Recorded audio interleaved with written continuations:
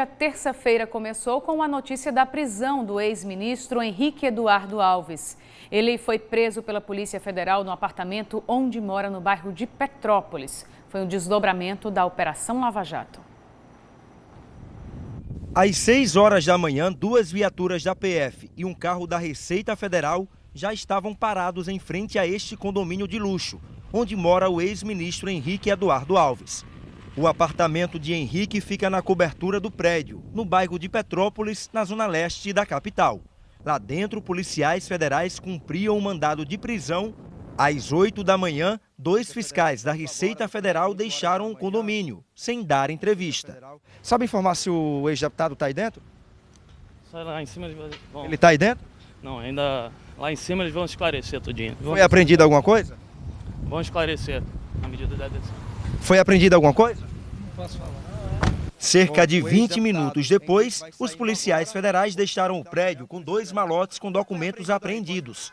Logo atrás, vinha Henrique Alves, preso, conduzido pela PF. Alguma coisa a declarar? Não. Está surpreso? Ficou surpreso? Certo. Ó, o ex-deputado está saindo nesse momento no carro da Polícia Federal. Ele vai sendo levado então agora. Ó, está saindo nesse momento. O ex-deputado Henrique Eduardo Alves saiu sem falar com a imprensa, disse que não tinha nada a declarar. A Operação Manos, que resultou na prisão de Henrique Eduardo Alves, é mais um desdobramento da Operação Lava Jato. Manos faz referência a um provérbio latino que diz que uma mão acaba lavando a outra. As investigações apontam que Henrique Alves estaria envolvido no esquema de corrupção de sobrepreço no valor de 77 milhões de reais na construção da Arena das Dunas, estádio da Copa do Mundo. Henrique pode responder por corrupção ativa, passiva e lavagem de dinheiro na construção da arena. Nós ligamos hoje para o advogado Marcelo Leal, que defende Henrique Alves. Ele disse que estava envolvido na preparação do pedido de soltura do ex-deputado e que não poderia falar. Ficou de se pronunciar mais tarde. As acusações da Operação Manos são referentes a supostos pagamentos de propinas feitos por empreiteiras com destinação a Henrique Alves e Eduardo Cunha. Eles teriam contado com a conivência de empresários que atuaram para lavagem de dinheiro. Ao todo, são 5 mandados de prisão, 6 de condução coercitiva, que é quando o alvo é levado para depor, e 22 de busca e apreensão aqui no estado e também no estado do Paraná. Além de Henrique Alves, também foi preso o atual secretário de Obras de Natal, Fred Queiroz. Ele é dono da Prática, uma empresa de eventos que, segundo o Ministério Público Federal, funcionava como laranja no esquema. Fred Queiroz foi preso em casa na manhã de hoje no bairro de Morro Branco. A prisão aconteceu antes das 8 da manhã, quando ele foi levado para a sede da Polícia Federal em Lagoa Nova. Ao todo, 22 mandados de busca e apreensão foram cumpridos, pelo menos 3 deles em Natal. Um na sede do PMDB no Tirol, na produtora de vídeos Peron Filmes, em Morro Branco, e na agência de publicidade Arte C, que pertence a Arturo Arruda, cunhado de Henrique. Arturo Arruda estava em Mossoró hoje e foi alvo de mandado de condução coercitiva, quando alguém é levado para depor. Ele foi ouvido na sede da PF em Mossoró durante toda a manhã. Arturo foi o responsável pela campanha publicitária de Henrique em 2014, quando ele disputou o cargo de governador do Rio Grande do Norte. A Prefeitura de Natal disse que, pelo menos por enquanto, não vai se pronunciar sobre a prisão do secretário Fred Queiroz. E você viu que o publicitário Arturo Arruda, que é cunhado de Henrique, foi levado para a condução coercitiva. Então a gente vai agora ao vivo até a sede da Polícia Federal em Mossoró, onde ele prestou esclarecimentos durante a manhã de hoje, falar com Oscar Xavier. Boa tarde, Oscar. O secretário Arturo Arruda, que é cunhado, de Henrique e também dono da empresa publicitária que fez a campanha de Henrique em 2014, ele continua aí na sede da Polícia Federal?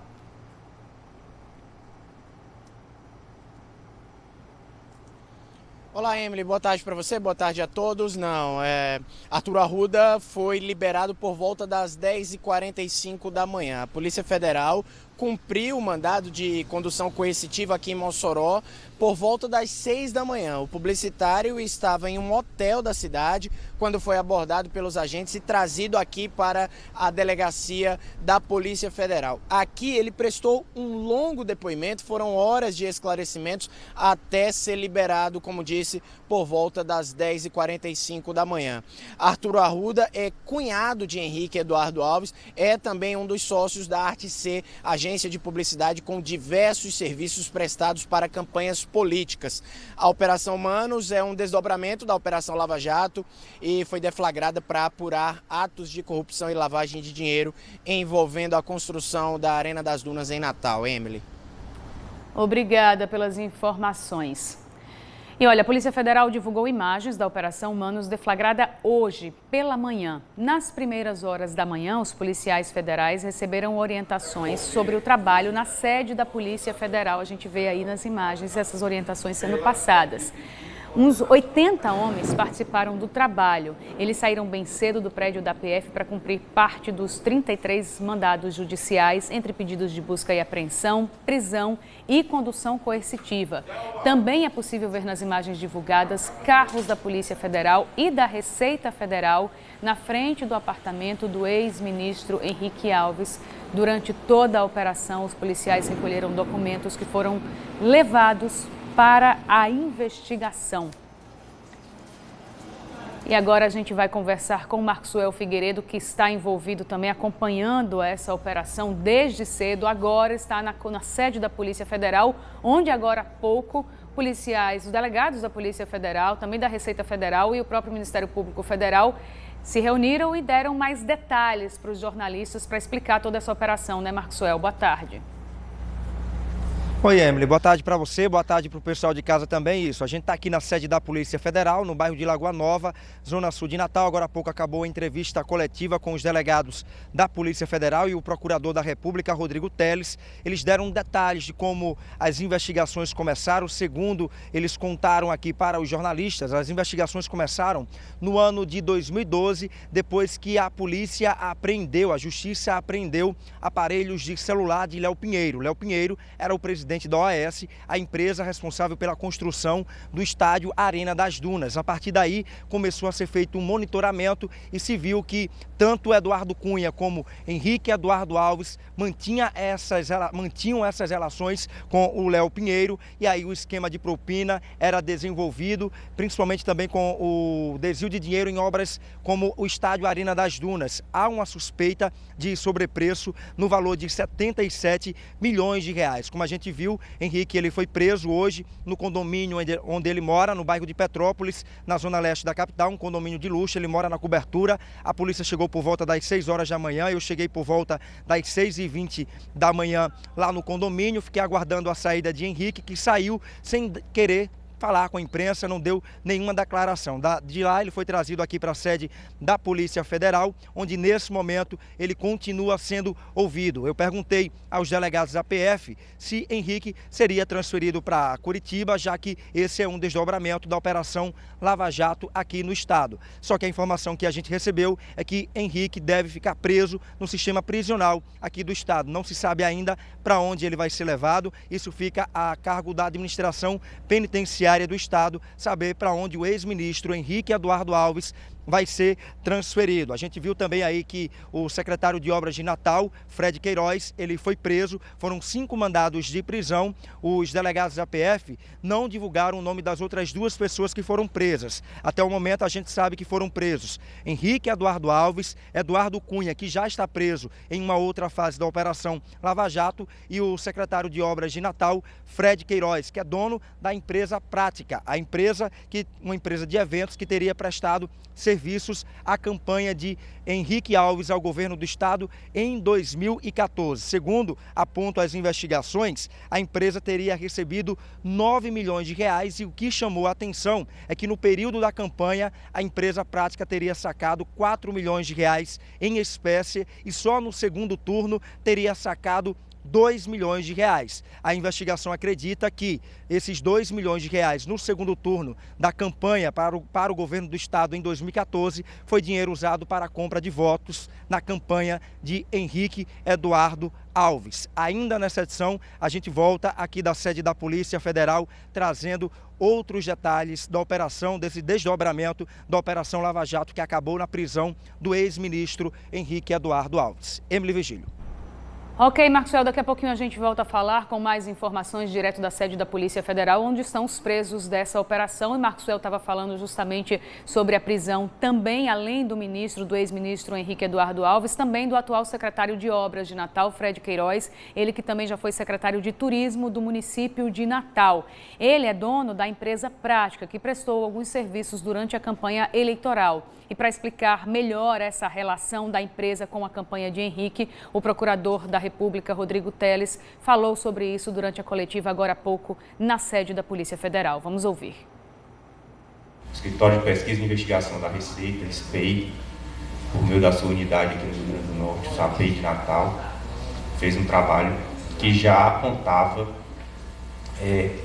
que teriam ocorrido ilicitudes não só na obtenção das receitas da campanha, mas também na comprovação das despesas, apontando sinais concretos de empresas de fachada, empresas constituídas em nome de laranja, empresas constituídas no próprio ano da eleição, empresas que tiveram um crescimento exponencial de receita no ano da eleição, indicando que elas foram usadas especificamente para repasse de recursos nessas circunstâncias. Também houve informações do Conselho de Controle de Atividades Financeiras, o COAF, que apontava diversas operações suspeitas de lavagem de dinheiro, né? Principalmente no que diz respeito a saques de valores em espécie por parte dessas empresas prestadoras, supostamente prestadoras de serviço de campanha, destacando a situação da empresa Prática, que recebeu cerca de 9 milhões de reais da campanha e sacou em espécie cerca de 4 milhões de reais. A gente analisando a própria época desses saques de valores em espécie, nota inclusive que nas vésperas do segundo turno foram sacados cerca de 2 milhões de reais em espécie, o que gerou a suspeita concreta de que esses recursos possam ter sido utilizados para a compra de votos. Certo? Além dessa situação de saque de valores em espécie, ainda estamos analisando a situação, mas o afastamento de sigilo bancário já evidenciaram que a própria empresa Prática realizou diversos repasses para políticos nessa época de campanha, exatamente em momento posterior ao recebimento de repasses da conta de campanha de Henrique Alves ao governo de 2014, que indica aí também a compra de apoio político. O procurador Rodrigo Teles também falou sobre a aprovação de contas pelo Tribunal Regional Eleitoral de Henrique Alves na campanha ao governo de 2014. A gente ressalta que o Tribunal Regional Eleitoral do Rio Grande do Norte chegou a rejeitar essas contas por irregularidades restritas. Houve recurso para o Tribunal Superior Eleitoral, o Tribunal Superior Eleitoral acabou aprovando com ressalvas essas contas. Mas o que se destaca é que a Justiça Eleitoral não tinha acesso aos dados que a investigação teve. Nenhuma dessas mensagens foi submetida à análise da Justiça Eleitoral. Os dados que a Receita Federal nos passou não foram submetidos à análise da Justiça Eleitoral. As diligências de campo para constatação da existência de empresas de fachada não foram feitas pela Justiça Eleitoral. O exame da Justiça Eleitoral foi predominantemente formal, né, que jamais chegaria à constatação desse tipo de ilicitude. O que a gente vê é que, até mesmo em outros casos, a Justiça Eleitoral ou ela é muito facilmente enganada ou ela se deixa enganar muito facilmente, porque acaba aprovando contas que, na verdade, são uma ficção, como o delegado falou aqui. O procurador também falou sobre o envolvimento de empreiteiras, da relação de empreiteiras com alguns políticos aqui no estado. Ele explica que em 2013 houve uma obstrução, digamos assim, para que a Arena das Dunas fosse construída, que eram necessários documentos, que a OAS entregasse documentos ao Tribunal de Contas do Estado para que fosse aprovado o financiamento pelo BNDES.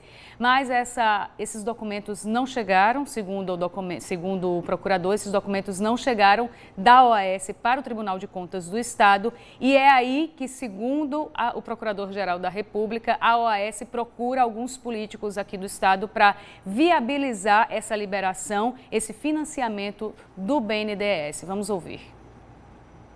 Aqui no Rio Grande do Norte, o Tribunal de Contas do Estado, cumprindo essa função de fiscalização, solicitou da OAS os elementos necessários à análise da existência de sobrepreço ou superfaturamento na obra da Arena das Dunas. E a OAS nunca apresentou esses elementos. Diante disso, o Tribunal de Contas do Estado disse que não tinha condições de dizer se havia ou não sobrepreço ou superfaturamento.